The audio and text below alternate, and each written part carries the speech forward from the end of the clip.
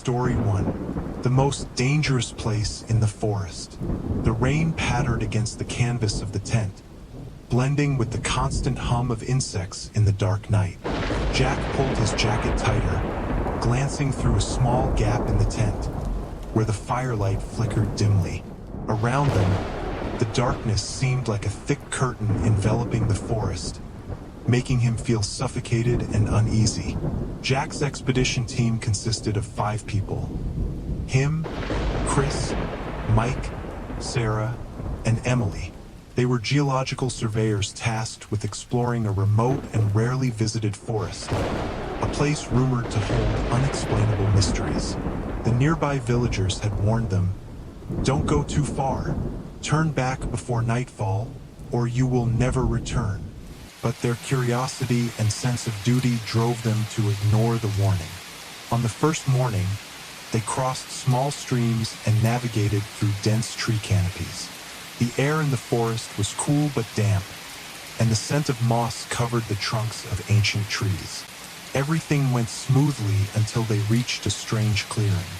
There, not a single blade of grass grew, and the ground was barren, dry, as if it had been scorched by something. That's strange. There's no sign of a fire, yet this area is completely barren, Sarah muttered, kneeling down to touch the dry earth. She suddenly jumped back when she saw a deep footprint in the ground. It wasn't a human print, but rather the shape of giant claws. "We shouldn't linger here," Chris said seriously, but just as they were about to leave, a strange sound echoed from the distance. It wasn't the cry of a wild animal or the rustling of the wind, but a deep, throaty noise, like the breath of something enormous. Jack's heart raced. He swallowed hard, trying to stay calm. "It's probably just some wild animal," he suggested, but deep inside, he felt something was terribly wrong. The group continued to move, eager to get away from the clearing as fast as possible. But the deeper they went, the more they realized something was off.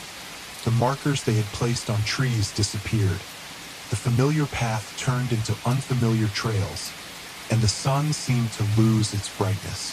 By dusk, a blood-curdling scream shattered the stillness. It was Emily.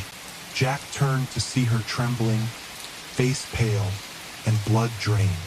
She pointed to a large tree where deep gashes marred the trunk. It looked like claw marks from some massive beast.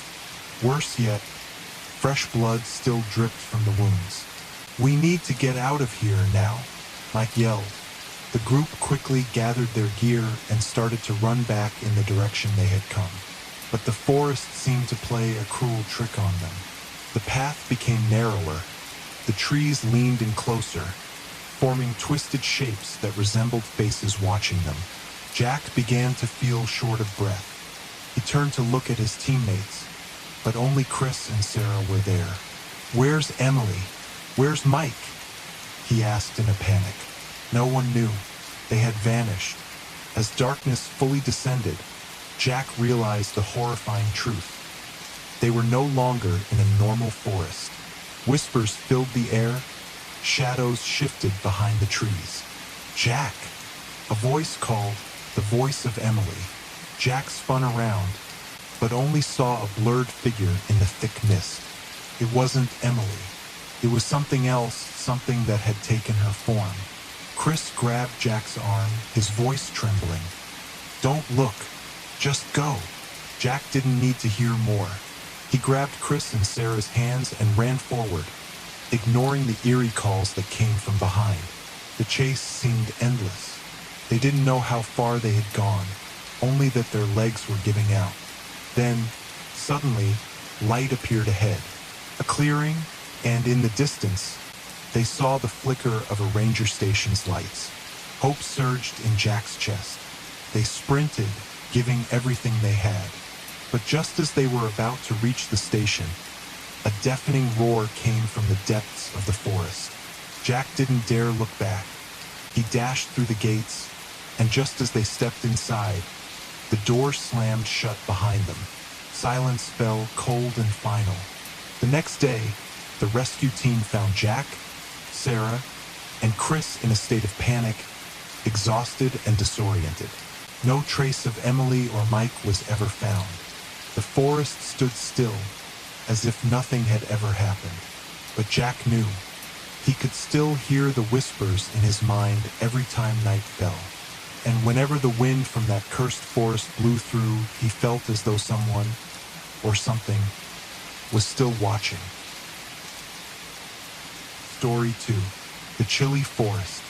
It was a chilly autumn morning when Ben, a seasoned adventurer, received a call from his old friend, Lucas. The voice on the other end was frantic, barely coherent. "Ben, you have to come. I found something in the woods. You won't believe it, but it's real. They're watching us. Please, come now." Before Ben could ask any questions, the line went dead. Ben's heart pounded in his chest as he packed his gear. Lucas had always been the skeptic, the one who laughed off any talk of the supernatural. If he was this shaken, it had to be serious. Ben had no choice but to head to the remote town in the mountains where Lucas had been doing research on local legends. The forest where Lucas had been studying was known to be one of the most isolated in the region. Locals referred to it as the Whispering Forest, due to strange rumors that had surrounded it for generations. Some said the trees whispered at night. Others spoke of shadowy figures seen moving between the trunks. But all these were dismissed as mere folklore, until now. Ben arrived in the town by evening. He met with the local guide, Charlie, who had worked in the area for years. "I told Lucas not to go up there alone," Charlie said, his voice heavy with unease. "There's something about those woods. They aren't like other forests." The two men set out at dawn the next day, trekking into the heart of the forest. The air grew thick with mist as they ventured deeper, the tall trees casting long shadows that seemed to move on their own. Ben could feel a strange unease creeping up his spine, but he brushed it off as the anticipation of the unknown. As they approached the spot where Lucas had last been, the atmosphere grew even heavier. The trees were denser here, their roots tangled and twisted like serpents, blocking their path. And then, Ben heard it, the soft, almost imperceptible sound of whispers, as if the wind itself was carrying voices from all directions. "Do you hear that?" Ben whispered to Charlie, his eyes darting around nervously. Charlie nodded, but his face was pale. "It's them, the spirits of the forest. They've been here for centuries." Suddenly, they saw it. Lucas's tent, abandoned and torn at the edges, as if something had attacked it. But there was no sign of Lucas. Panic surged in Ben's chest. He called out for his friend, his voice echoing through the trees. A low, rumbling growl came from the shadows behind them. Ben spun around, heart racing. Out of the mist emerged a figure. A tall, thin man, but something was off about him. His skin was ashen, his eyes hollow. His mouth stretched into a grotesque grin. He moved slowly toward them, like a predator stalking its prey. "Who are you?" Ben demanded, stepping forward, but the figure remained silent, his grin widening. Charlie grabbed Ben's arm, pulling him back. "Don't engage with him. He's not human. None of them are." "What do you mean?" Ben asked, his voice shaking. Charlie's face grew grim. "The Whispering Forest is home to something far older than any of us. Those whispers you hear, they're the voices of the lost souls who wandered too deep into the forest.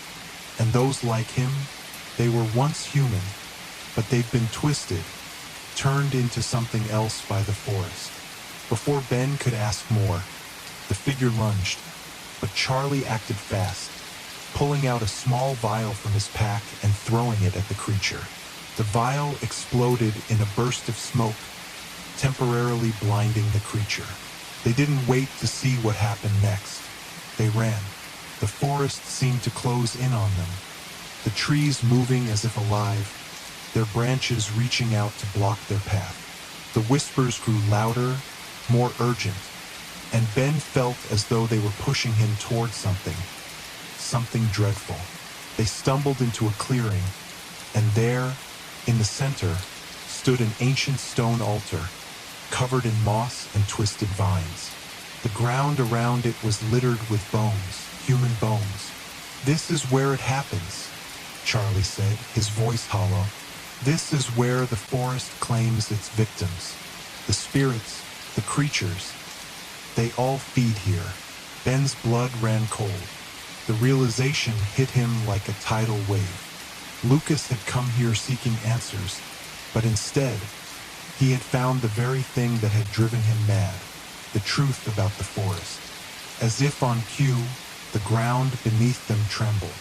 A low, guttural growl rose from the earth, and the figure from before appeared again, this time flanked by others, shadowy, twisted figures, their eyes glowing with an unnatural hunger. Charlie grabbed Ben's arm, pulling him toward the exit. "We need to leave. Now!" But it was too late. The shadows closed in around them, and Ben knew they weren't leaving the whispering forest alive. Story 3. The Unmarked Graves of the Deep Forest. Lena had always been drawn to the mysteries of the unknown. As a young archaeologist, she had spent years combing through ancient ruins, unearthing secrets of the past. But nothing had prepared her for the chilling discovery she was about to make in the heart of a remote forest, far from civilization. It was a crisp autumn morning when Lena received a letter, an invitation from her former mentor, Professor Thomas, who had been researching an old legend surrounding a forest known as Blackwood. According to local lore, the forest was cursed, home to nameless graves and whispers of restless spirits. The professor's letter mentioned an unmarked burial site he had discovered, and he implored Lena to join him before it was too late. Lena arrived at the edge of Blackwood Forest, feeling a sense of foreboding settle over her. The trees stood tall and twisted, their gnarled branches blocking out the sunlight and casting long shadows over the forest floor. There was an unsettling stillness in the air, as though the forest itself was holding its breath. Professor Thomas was waiting for her, his face pale, eyes wide with an almost manic intensity. "You have to see it for yourself," he said, his voice trembling. "There's something not right about this place. The graves are old, older than anything we've ever encountered. But they're not just ancient, they're unnatural." Lena nodded, her curiosity outweighing her unease. Together, they ventured deeper into the forest, following a narrow trail marked only by faded, half-destroyed signs. The deeper they went, the more the forest seemed to close in on them. The trees grew thicker, their bark blackened and twisted, and the underbrush became so dense that they had to push through it, the branches scraping their arms. As they trudged onward, Lena began to notice something odd. There were no animals in the forest, no birds, no insects. It was as if the life had been drained from the place. After hours of walking, they reached a clearing, and there, standing in the center, was an old stone circle. The stones were weathered and cracked, covered in moss and vines. At first glance, it seemed like a simple ancient monument, but something about the way the stones were arranged sent a chill down Lena's spine.